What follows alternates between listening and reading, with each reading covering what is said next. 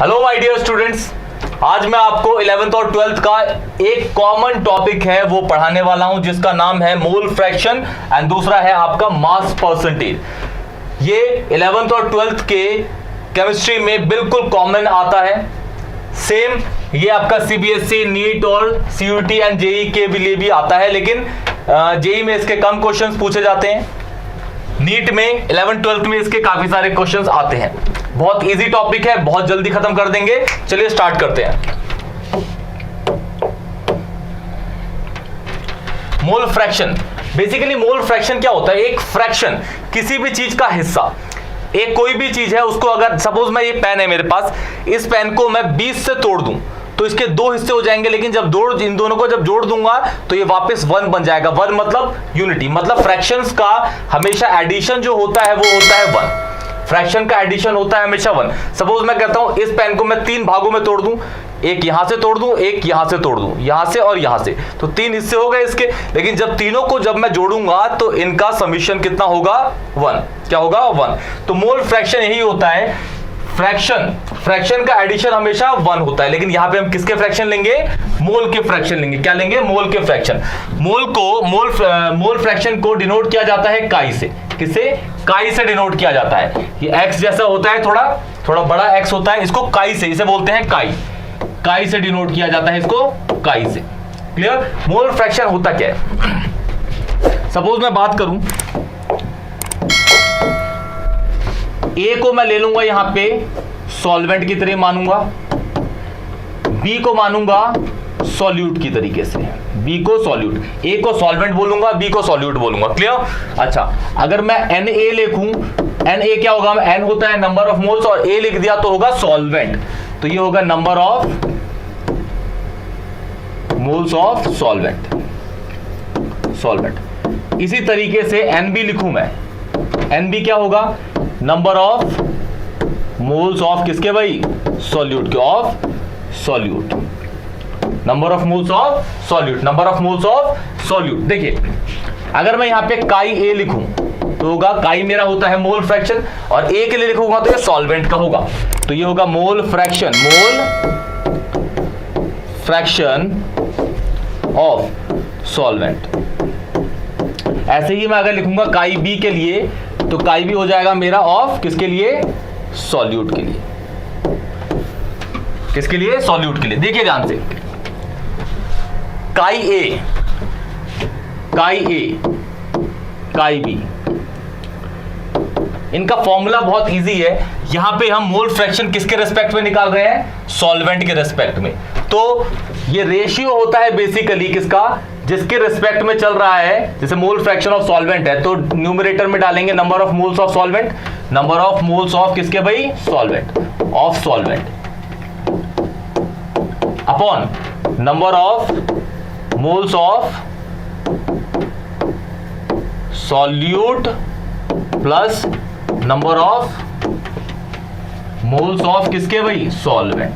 Clear? मतलब numerator में आपको लेना है जिसका मोल फ्रैक्शन निकाल रहे हैं, और डिनोमिनेटर में लेना है सॉल्यूट प्लस सॉल्वेंट। मतलब कहने का है कि जो डिनोमिनेटर है, डिनोमिनेटर में आपको पूरे सॉल्यूशन का नंबर ऑफ मोल लेना है। जब इन दोनों को मिलाएंगे तो नंबर ऑफ मोल्स ऑफ हमारा आ जाएगा किसका? सॉल्यूशन का।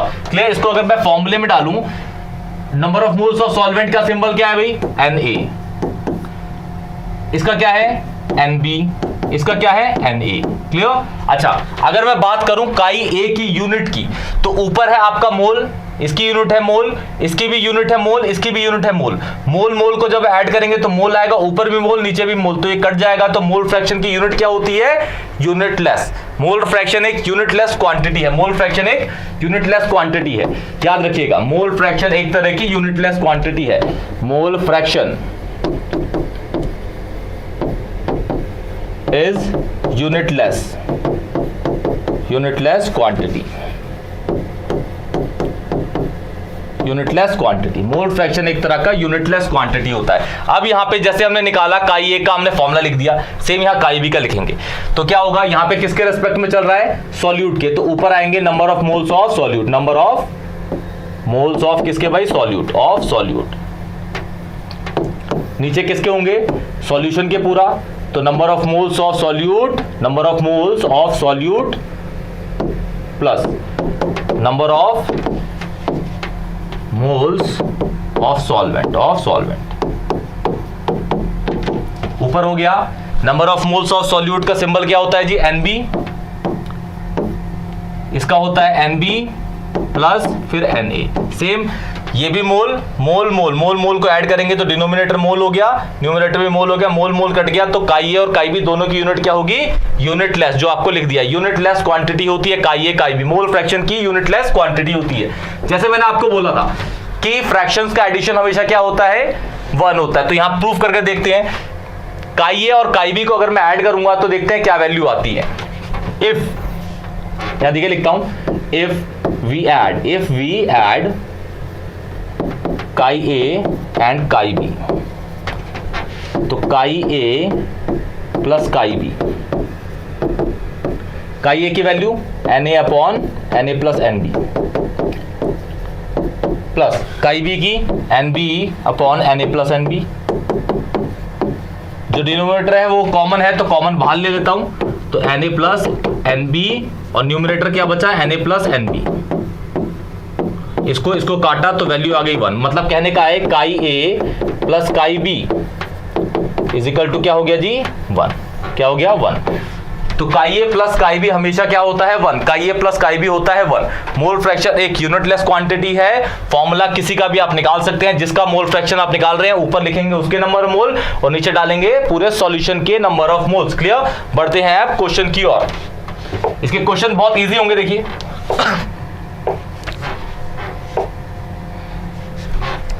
क्वेश्चन क्या रखा है, 18 gram glucose dissolve in 180 gram of water to prepare a solution, calculate the mole fraction of glucose and water. Clear. तो एक सॉल्यूशन है, ये बेसिकली सपोज कहते हैं एक सॉल्यूशन बना आपका ग्लूकोज और वाटर से। वाटर आपका सॉल्वेंट होता है, इसको मान लेता हूं मैं A, ये हमारा सॉल्यूट है, इसको मान लेता हूं B। क्लियर। अच्छा, इसका गिवन मास कितना भाई, गिवन मास WB होता है, गिवन मास कितना है भाई इसका, ग्लूकोज का 18 ग्राम, और इसका मोलर मास MB, सॉल्यूट है तो B कितना होता है ग्लूकोज का 180 ग्राम। फॉर्मूला सबको पता हो, 180 ग्राम पर मोल। फॉर्मूला सबको पता होगा C6H12O6। इसका जब मोलर मास निकालेंगे तो आएगा 180 ग्राम पर मोल। सेम इसका यहां पे इसको ले लेते हैं, इसका गिवन मास हो गया WA, 180 दे रखा है, 180 वाटर का ग्राम, और MA molar mass of water कितना होता है जी, 18 ग्राम पर मोल। दोनों के लिए हम नंबर ऑफ मोल निकाल देते हैं, इसका NB निकाल देते हैं, number of moles of glucose given mass upon molar mass. Given कितना है 118 और मोलर है 180। इसे काटेंगे तो ये 0.1 हो जाएगा, ये 10 हो जाएगा, और ये यूनिट क्या होगी इसकी, मोल की तो मोल ही होगी। इसका निकालते हैं Na, गिवन मास कितना है भाई 180 अपॉन 80, काटेंगे तो हो गया 10 मोल्स। कितना जी, 10 मोल्स। क्लियर। ये मोल्स निकल गए। अब मुझे निकालने हैं ग्लूकोज का और वाटर का मोल फ्रैक्शन, तो मैं निकाल देता हूं सबसे पहले काई ए किसका है, वाटर का निकलेगा, तो Na ऊपर होगा, number of moles of water ऊपर होंगे, और नीचे Na प्लस NB। Na कितना है भाई, Na हमने निकाला अभी 10 मोल्स, और Na फिर से 10 मोल, ये कितना है भाई 0.1 मोल। ये हो गया 10 अपॉन 10.1। इसको अगर मैं डिवाइड करूं तो काई ए आ जाएगा मेरा, देखिए डिवाइड करता हूं इसको, 10 डिवाइड बाय 10.1, दिस इज 0.99। काई ए हमारा हो गया। अच्छा, काई ए निकल गया, मतलब number mole fraction of water हमारा निकल चुका है। अब मैं निकालूंगा किसका, ग्लूकोज का मोल फ्रैक्शन। तो मुझे पता है कि काई ए, अब शॉर्ट में निकालेंगे, काई ए प्लस काई बी कितना होगा जी, 1 होगा। मुझे काई ए पता है, ये तो है ही हमें पता, मैं काई बी निकाल लूंगा। तो देखिए काई बी क्या हो जाएगा यहाँ पे 1 माइनस काई ए, और इसको माइनस करूंगा जब 1 से,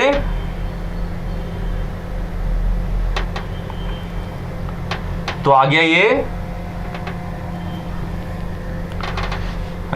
1 माइनस 0.99, तो ये हो गया आपका 0.01। काई ये हमारा है, ये काई भी है ये, इसके मोल फ्रैक्शन ऑफ, सो पानी ये रहा मेरा, और मोल फ्रैक्शन ऑफ ग्लूकोज ये रहा मेरा। तो इजीली ये निकल गया। इसी तरीके से आपको क्वेश्चंस को यूज करना है। देखिए और देखते हैं, एक और क्वेश्चन देखिए, क्या रखा है, कंपोनेंट ए जो 2 मोल है, कंपोनेंट बी जो 3 मोल है, और कंपोनेंट सी है 5 mole. Calculate the mole fraction of component A B C. तीनों के हमें क्या निकालने हैं, मोल फ्रैक्शन निकालने हैं। तो मुझे एन ए दे रखा है, कंपोनेंट ए का नंबर ऑफ मोल कितना है भाई, 2 मोल। एन बी भी दे रखा है मुझे, कितना है, 3 मोल। इसमें डायरेक्ट आपको नंबर ऑफ मोल दे रखे हैं, और कंपोनेंट सी का 5 मोल है, 5 मोल। अब मुझे निकालना है काई ए, काई बी एंड काई सी निकालना है। अब काई ए का फॉर्मूला क्या होगा, n a upon n a plus n b plus n c. अब यहां पे तीनों क्यों लिए, क्योंकि भाई तीनों मिला के सॉल्यूशन बन रहा है, इसलिए डिनोमिनेटर में पूरे लिए नंबर ऑफ मोल मैंने। अब यहां पे एन ए कितना है भाई हमारा, एन ए है 2, ये है हमारा 2 + 3 + 5, तो 2/10 हो गया। इसका मतलब हो गया मेरा काई ए की वैल्यू, काई ए इज इक्वल टू 0.2 हो गया मेरा। अब यहां निकालता हूं काई बी, ये हो जाएगा n b upon n a plus n b plus n c, n c. N b कितना है भाई, 3 मोल। ये कितना है नीचे, इन तीनों का एडिशन आपने देखा ही था, 10 था, तो 2 + 3 + 5, दिस इज 3/10। तो काई बी कितना आ गया मेरा, ये आ गया 0.3 मोल्स। अब इसको निकालने के लिए मुझे पता ही है, इसको निकालने के लिए मैं ये वाला फॉर्मूला यूज करता हूं कि chi A plus chi B plus chi C, इनका एडिशन हो गया मेरा 1। ये पता है मुझे, ये पता है, ये निकल जाएगा।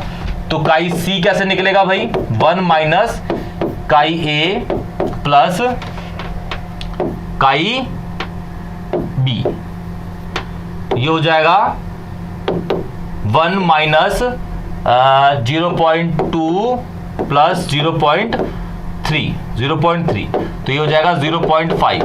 मेरा काई सी कितना आ गया, 0.5। क्लियर।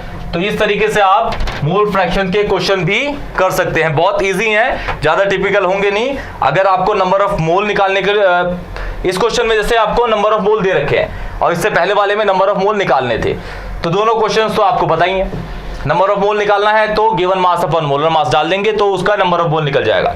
उसके बाद मोल फ्रैक्शन का इजी फॉर्मूला होता है, डालेंगे और आंसर आ जाएगा। यूनिटलेस क्वांटिटी होती है, आप देख रहे हैं किसी में भी मोल फ्रैक्शन की यूनिट नहीं दे रखी ना होती है। क्लियर। बढ़ते हैं आगे, देखिए मास परसेंटेज। मास परसेंटेज क्या है, जैसे आप देखिए सपोज कहते हैं कि भाई मैं 6th क्लास में पढ़ रहा हूं, मेरे पास 5 सब्जेक्ट हैं, सब्जेक्ट ए, सब्जेक्ट बी, सब्जेक्ट सी, सब्जेक्ट डी, सब्जेक्ट ई। सब 100 नंबर के होते हैं और सब में मेरे मार्क्स आए, एक में आए 40, फिर 50, फिर 60, फिर 70, फिर 80। तो मुझे अगर परसेंटेज निकालना होगा पूरे इसका, तो मैं निकाल लूंगा जितने आए जितने में से आए इनटू 100, जितने आए जितने में से आए, जितने आए ऊपर डिनोमिनेटर में जितने में से आए, और मल्टीप्लाई कर दूंगा मैं 100 से, मेरा आ जाएगा वो परसेंटेज आएगा। उसी तरीके से हम यहाँ पे निकालते हैं। तो मास परसेंटेज का फॉर्मूला बहुत इजी ही है। Mass percentage, given mass of substance, given mass of substance, नीचे आएगा टोटल मास इनटू क्या डाल देंगे, तो ये मेरा आ जाएगा परसेंटेज में। क्लियर। ये मेरा आ जाएगा परसेंटेज के अंदर, ये मेरा परसेंटेज के अंदर। क्लियर। जैसे सपोज कहते हैं ये मेरे पास सॉल्यूशन है एक, ये ए है, ये बी, ये सॉल्यूशन ए और बी से मिलके बना है। जो ए है वो 20 ग्राम है जी, ये जो है मेरा ये है 80 ग्राम। कितना है, 80 नहीं लेते इसको ले लेते हैं 180 ग्राम ले लेते हैं। चलो ये है मेरा 180 ग्राम। 180 ग्राम। अब मुझे इसका भी मास परसेंटेज निकालना है, इसका भी मास परसेंटेज निकालना है। तो अगर मैं बोलूं कि total mass of solution, total mass of solution कितना है भाई, टोटल मास ऑफ सॉल्यूशन, तो ए और बी को ऐड कर दूंगा, तो 20 प्लस 180 कितना हो गया जी, 200 ग्राम। कितना हो गया जी, 200 ग्राम। क्लियर, 200 ग्राम। अब मैं कहता हूं कि मास परसेंटेज ऑफ ए निकालना है इस सॉल्यूशन के अंदर, तो मैं कहूं कि भाई मास परसेंटेज ऑफ ए का कितना मास है भाई, ए का है 20 ग्राम और टोटल सॉल्यूशन का मास कितना है 200 ग्राम, और परसेंटेज निकालना है तो ये डाल देंगे, इससे ये कट गया, इससे ये कट जाएगा, तो ये कितना परसेंट आएगा जी, 10%। अब मुझे ए का परसेंट पता चल गया और बी का निकाल लूंगा। अगर ए है 10% तो बी है हमारा 90%। कैलकुलेट करेंगे तो भी यही होगा, देखिए मास परसेंटेज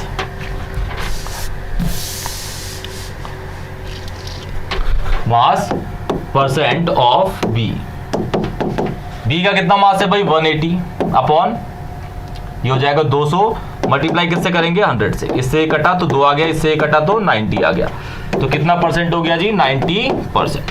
कितना 90%। तो इसी तरीके से आप क्वेश्चंस को निकाल सकते हैं। मास परसेंटेज भी बहुत ज्यादा मुश्किल नहीं है, इजी है। देखिए इसके क्वेश्चंस करते हैं आप। सपोज एक क्वेश्चन है आपका, क्या कह रखा है कि 40 ग्राम HCl है और 140 ग्राम आपका क्या है पानी है, और इनको मिला के सॉल्यूशन बना, calculate the mass percentage of both, दोनों का मास परसेंटेज आपको निकालना है। तो ये सॉल्यूशन है जी, दो चीजों से मिलके बना, एक है HCl, इसका मास दे रखा है 40 ग्राम, ये है मेरा वाटर, ये है 140 ग्राम। अब मुझे निकालना है मास परसेंटेज या फिर मास ऑफ सॉल्यूशन निकाल लेता हूं पहले, क्योंकि मास ऑफ सॉल्यूशन मुझे डिनोमिनेटर में डालना है। Mass of solution is equal to 40 plus 140, this is 180 gram. अब यहां निकालता हूं मैं मास परसेंट ऑफ HCl निकाल देता हूं। तो HCl का मास कितना है भाई 40, पूरे सॉल्यूशन का कितना है 180, इंटू डाल दूंगा इससे। क्लियर, सॉल्व करेंगे आंसर आ जाएगा, सॉल्व करेंगे आंसर आ जाएगा। क्लियर, अब निकाल देता हूं। सपोज मैं इसको 40 को मैं मल्टीप्लाई कर देता हूं 10 से, तो 400 डिवाइड बाय 118, तो ये आ गया मेरा 22.22% आ गया HCl इसके अंदर। अब ऐसे ही मैं निकालूं, वैसे 100 से माइनस करके भी निकाल सकता हूं, क्योंकि HCl का पता है, वाटर का निकाल लूंगा मैं, क्योंकि 100 से माइनस करना, लेकिन कैलकुलेट करता हूं फिर भी, वो तो आप शॉर्ट ट्रिक में निकाल लेंगे।